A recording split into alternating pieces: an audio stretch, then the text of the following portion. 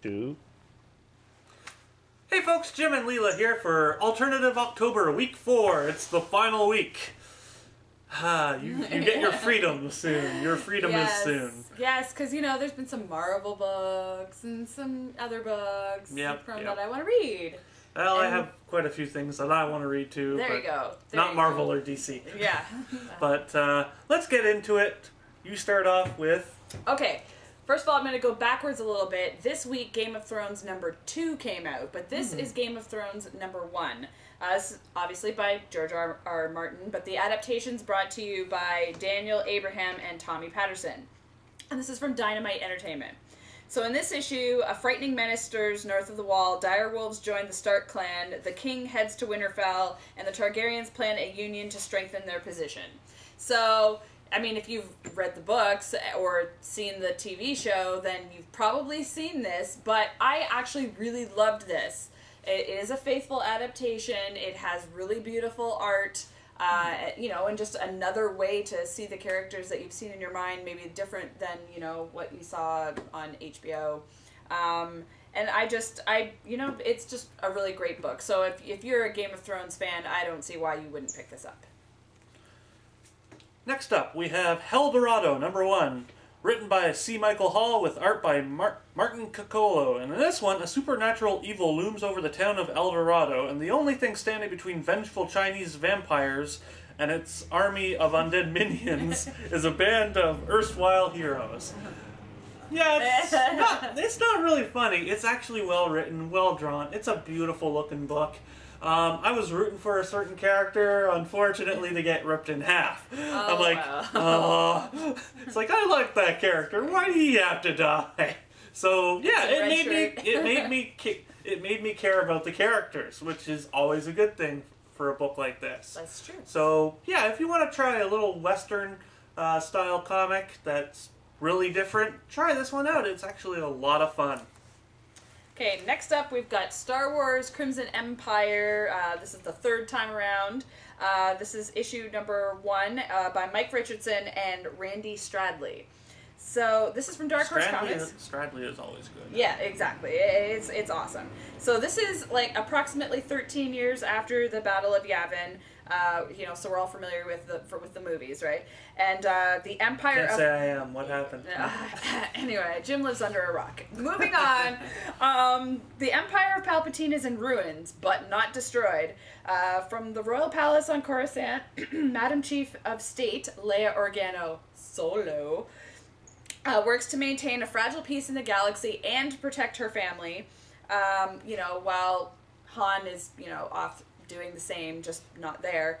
And then meanwhile, Luke Skywalker is training new recruits in an attempt to rebuild the Jedi Order when he receives news of a threat against his sister's family.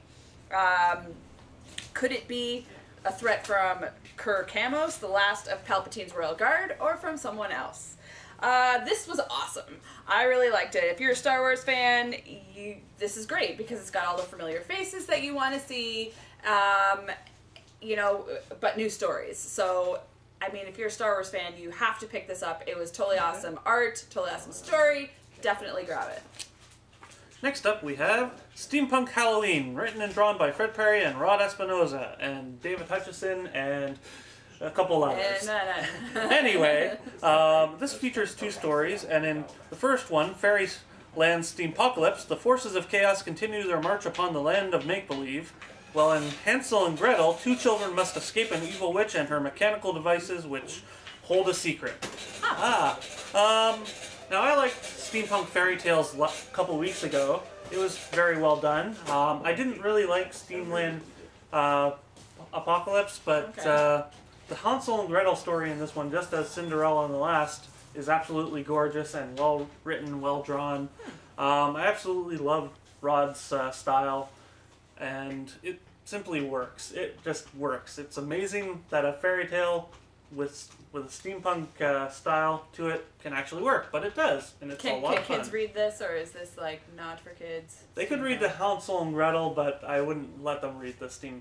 Okay, just getting it straight for you people Apocalypse. That are looking out there. But yeah, check it out if you like that kind of stuff. You're gonna enjoy it. Alright, next up we've got Monkey King. Now this is a preview book that was sent out to retailers this week, and I thought, well, that's awesome, so let's review it because, you know, they're putting it out there first. So this is from JR Comics.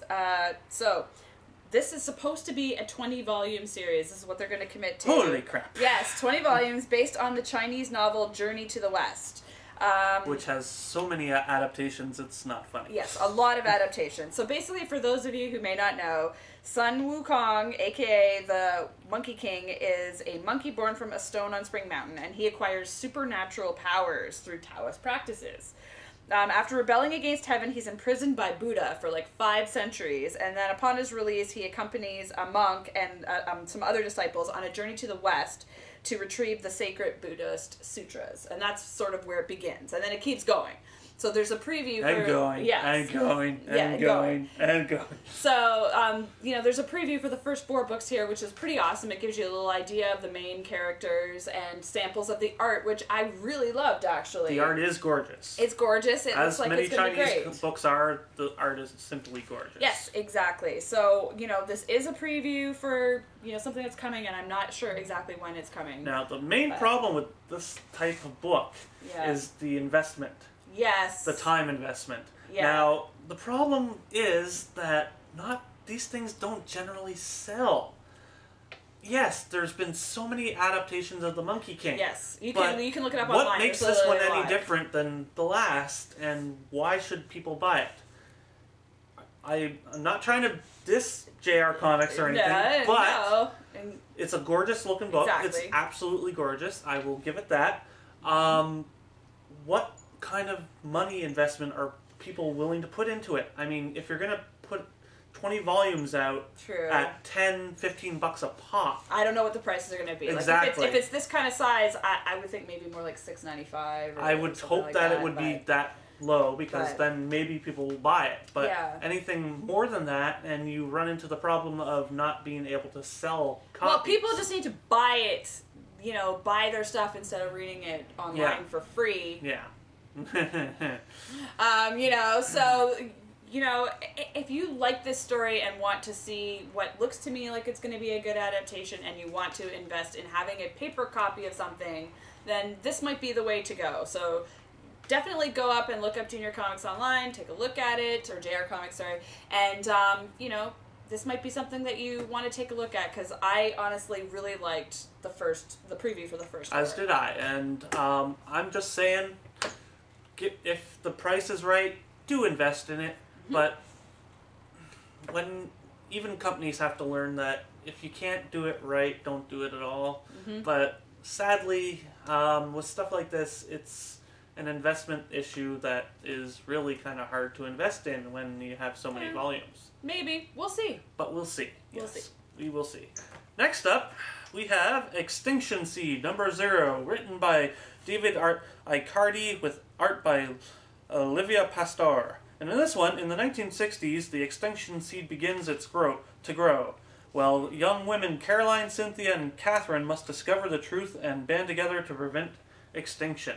This is another great GG Studios book. As always, the art is gorgeous. Translation's a little off in places, but they're working on it. I know that for a fact because I talk to them every now and then. But yeah, it's a lot of fun. This is a lot of fun. Really nice art. Pretty good story. It's actually very intriguing what's going on. It's interesting. That's really all I can say about it. Well written, well drawn. If you want to try something a little different, check this out. It's actually a lot of fun. And at $1.99 for number 0, it's not a bad investment. Absolutely. Okay, next up we've got Penny for Your Soul, Volume 2, number 1. And that came out about a month ago. Yes, so we're going back a little bit for some people who may have missed this. It's by Tom Hutchinson and J.B. Netto. This one's from Big Dog Inc. So, in this one, Eternity Hotel is gone. That happened back in Volume 1. But from underneath the rubble, something calls out. Phoebe owns the deed to the Eternity Hotel and all of its holdings, meaning anything that might be found underneath the debris. But the powers above and below lay claim to the property, and Phoebe soon finds herself caught up in a battle between heaven and hell. It was okay. I enjoyed it. Yeah, I mean, it's not bad. As always, the art was gorgeous. Yeah, the art is beautiful. It's definitely a great book to look at. I haven't read the first volume, but I did feel like I could jump in here and read on without having to read the first volume. I actually have to agree there. It did work actually quite well as a continuation, and you didn't really have to know what was going on. Exactly. So I thought that was good, and for the most part, I found it really entertaining. So, you know, if you dig that whole, you know, heaven versus hell thing and, you know, monsters and angels with that and with beautiful art, then this is definitely the book for you. And last and certainly not least for me, this week is Gold Digger Halloween, written and drawn by Fred Perry, Rod Espinoza, Joe White, and many others. And in this one, there's a few couple stories and lots of pinups. And in the first story, Agency Zero holds a Halloween bash and things get out of hand due to dwarven ale. Well, in Rod Espinoza's tale, aliens invade but can only be stopped by using candy on them. Oh, the humanity! Yeah. But, yeah, this was, as always with Gold Digger, it's a lot of fun. If you're a Gold Digger fan, you're going to pick it up anyway. But, yeah, it's a lot of fun. Fred's story is always hilarious to see. And Rod's art is simply gorgeous, as always. So, yeah, if you're a Gold Digger fan, you're going to pick this up. If you're not, well, then you don't really need to pick it up, because this is... What if you just want fun Halloween stuff? If you want fun Halloween stuff, this is also for you. Okay. And yeah, aliens who die due to candy. Yeah, I like that idea. That should have been the War of the Worlds thing instead of a virus, maybe. Should have been just candy. No, you can't mess with War of the Worlds, okay?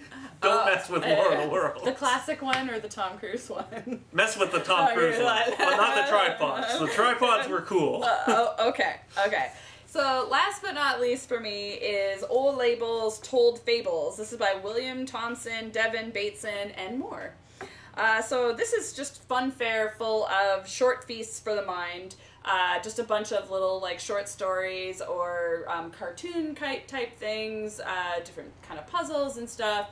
And from what I understand, all this stuff is also available on their website, www.oldlabel, which is OLELABEL.ca. Or if you want... We'll get Jim to do that. Yeah, I'll just put it right there. Yeah, so anyways, okay, so... Editing! Yes, editing. So these guys actually brought this by the store for me to review, so it was good to meet you, and thanks for coming in and bringing it by and taking the time. You enjoyed their first book, Fishbowl. Yeah, I did very much. So let's get on to what I thought about this one. I really liked the Captain Soggy Bottom story. I literally laughed out loud when I saw a squid with a mustache.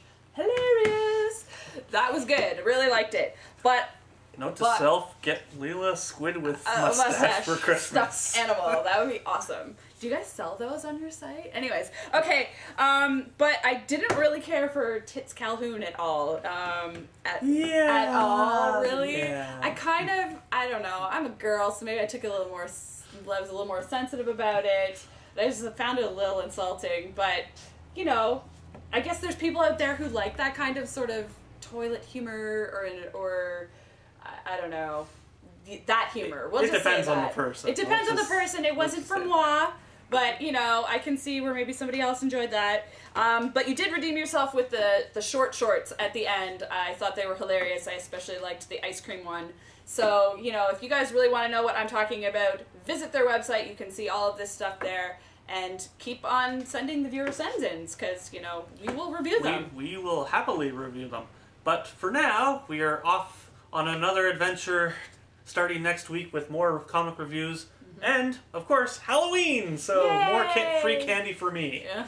As if I need it. Yeah, nice. See you next week.